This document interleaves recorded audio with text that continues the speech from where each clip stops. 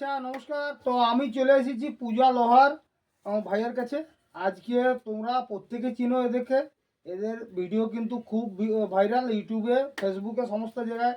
এরা কিন্তু মানে উম, মাথা খারাপ করে দিয়েছে। এদের ভিডিও কোয়ালিটি থেকে আরম্ভ করে নাচ সমস্তটাই এরা কিন্তু মানে আলাদা একটা জায়গা করে নিয়েছে, নিজেদের আলাদা একটা লেভেল তৈরি করে দিয়েছিল এরা করে নিয়েছে। তো জিজ্ঞাসা করবো পূজাকে, তোমার এই জার্নিটা ঠিক কতদিনের এবং কেমন জার্নিটা বলো। জার্নি বলতে আমি আগে কখনো ভাবিনি যে ভিডিও বানাবো, এমনি টুকটাক নাচ করতাম গ্রামের অনুষ্ঠানে।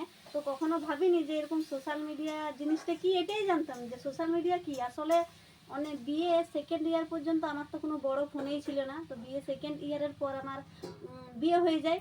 তারপর থেকে এই যে আমার বরকে দেখতে পাচ্ছ, ওর ওর ফোন থেকে আগে যে টিকটক ভিডিও হতো না, টুকটাক টিকটক ভিডিও দুজনে ভিডিও বানাতাম। তো তোমরা তো জানো টিকটক ভিডিও তার কিছুদিন পরে ব্র্যান্ড হয়ে গেল, তখন থেকে ভিডিও আমাদের টোটালি বন্ধ। তারপর পড়াশোনাটা চলতে থাকলো, পড়াশোনা হতে হতে তারপর আমার মেয়ে হয়েছিল। তারপরে মেয়ে হওয়ার সাথে সাথে আমি কিন্তু পড়াশোনাটাও করছিলাম। বিএ পাস করলাম, এমএ পাস করলাম, বিএড করলাম। তো মানে সব বাচ্চা নিয়ে সমস্তটুকু করেছি, অনেক কষ্ট হয়েছে যেহেতু আমাদের বাড়ি বাঁকুড়া জেলা। আর আমার পড়াশোনাটা সব কিছু ছিল হচ্ছে মেদিনীপুর সিটি কলেজেই পড়াশোনা সব কিছু ওই দিক থেকেই আর কি হয়েছে, মেদিনীপুর জেলায় আমার পড়াশোনাটা কমপ্লিট হয়েছে।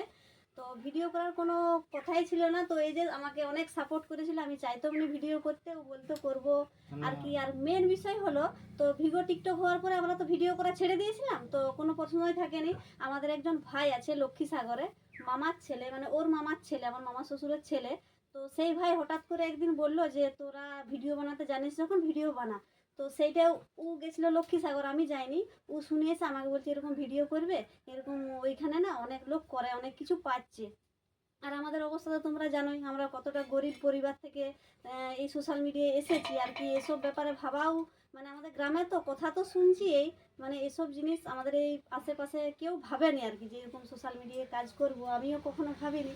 ভেবে এসেছিলো। আর আমাদের না কোনো ফোন ছিল না, একটা 5,000 টাকা দামের ফোন ছিল, তো ছবি একদম খারাপ ছিল। তো একটা সেকেন্ড হ্যান্ড ফোন কিনেছিল, নতুনও ফোন নয়, সেই ফোনটার থেকেই প্রথম ইউটিউব খুলে, কোথা থেকে খুলেছিল সেটা আমার মনে নেই, তুমি একটু বলো না। ইউটিউবটা আমি নিজেই খুলেছিলাম। আর এইখানে সবার প্রথম ভিডিও শুরু করি তো টিকটক থেকে। তো টিকটকটা যখন শুরু করি তখন এর সাথে আমার কোনো পরিচয়ই থাকেনি। তখন আমি অন্ধ্রপ্রদেশে কাজ করতাম মেডিসিন কোম্পানিতে, সেখানে আমার একটা বন্ধু ছিল, তাহলে ও ভিডিও করতো। সে হচ্ছে শাওন বাউরি, ওর বাড়ি হচ্ছে খাতাড়ার সাইডে। তো সে এখনও আমাদের মানে ফেসবুকের আইডির সাথে এখনও যুক্ত আছে, কারণ সেও ভিডিও আপলোড দেয়। সে এখন একটা মানে ইয়েতে শোরুমে কাজ করে আর কি। তো তারখান থেকেই প্রথম আমার শুরু ভিডিও করা। তারপরে যখন এর সাথে পরিচয় হলো, তো টিকটকটা মোটামুটি পৌষ মাস দিকে বন্ধ হয়েছিল, এটুকু আমি জানি। আর তারপর তখন ওখানেই ছিলাম। আর যখন তারপর কিছুদিন পরে ব্লগ ভিগো ভিগোতে আমরা কিছুদিন কাজ করি, মোটামুটি ওখানেও মোটামুটি একটা একটু ঠিকঠাক মানে হয়ে গেছিল, একটা জায়গায় পৌঁছেছি। হ্যাঁ। ঠিকঠাক তারপরে একটা হঠাৎ জায়গায়। করে ওটাও একবার বন্ধ হয়ে আর্নিং গেল। দিল, তারপর দ্বিতীয়বার বন্ধ হয়ে গেল। তারপরে আচ্ছা। মোটামুটি 2-3 বছর এবং প্রায় 2 বন্ধ। বছরের মতো পুরো কোনো ভিডিও করিনি।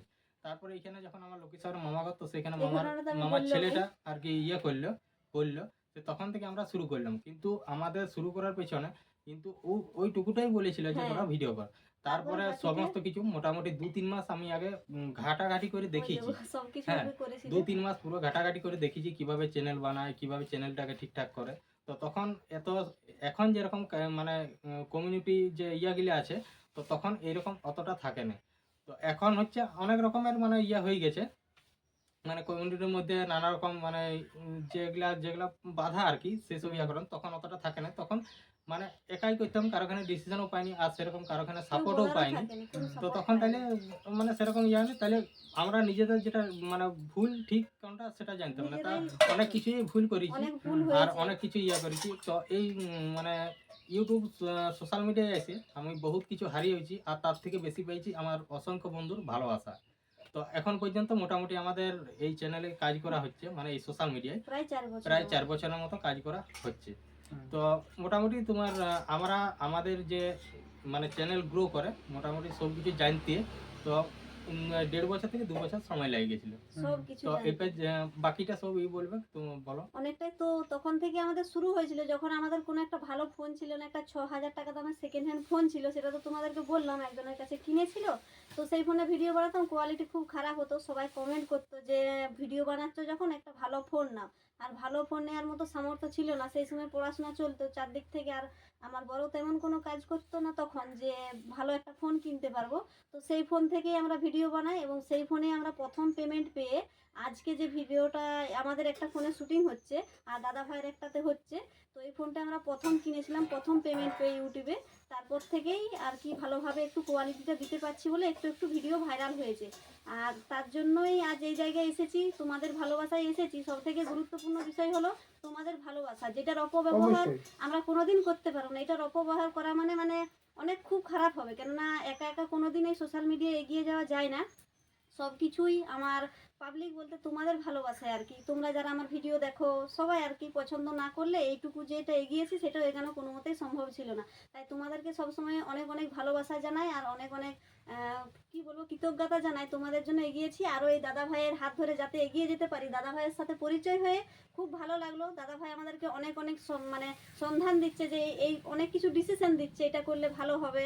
তো দাদা ভাইয়ের অনেক তো বড় বড় আইডি সবারই সাথে পরিচয় আছে, আমাদেরকে দাদা ভাই নতুন কিছু করার সুযোগ করে দিচ্ছে। অবশ্যই দাদা ভাইয়ের কথায় আমরা সেই নতুন কাজগুলো করে আরো তোমাদের কাছে নতুনভাবে আসতে চাই। দাদা ভাইয়ের উপর কিছু বলো। অবশ্যই আগামী দিনে কিন্তু নতুন রূপে কিন্তু পূজাকে দেখতে পাবে, আমার ভাইকেও দেখতে পাবে। আগামী দিনে অনেক ভালো ভালো কাজ এর থেকে আমরা আশা করছি। আমরা সবাই কিন্তু এর থেকে খুব ভালো ভালো কোয়ালিটির ভিডিও কিন্তু আশা করছি। তো পরে আবার কথা হবে। হ্যাঁ, সবাইকে কিন্তু নমস্কার। হ্যাঁ হ্যাঁ। এখানে ভিডিওটা শেষ করছি।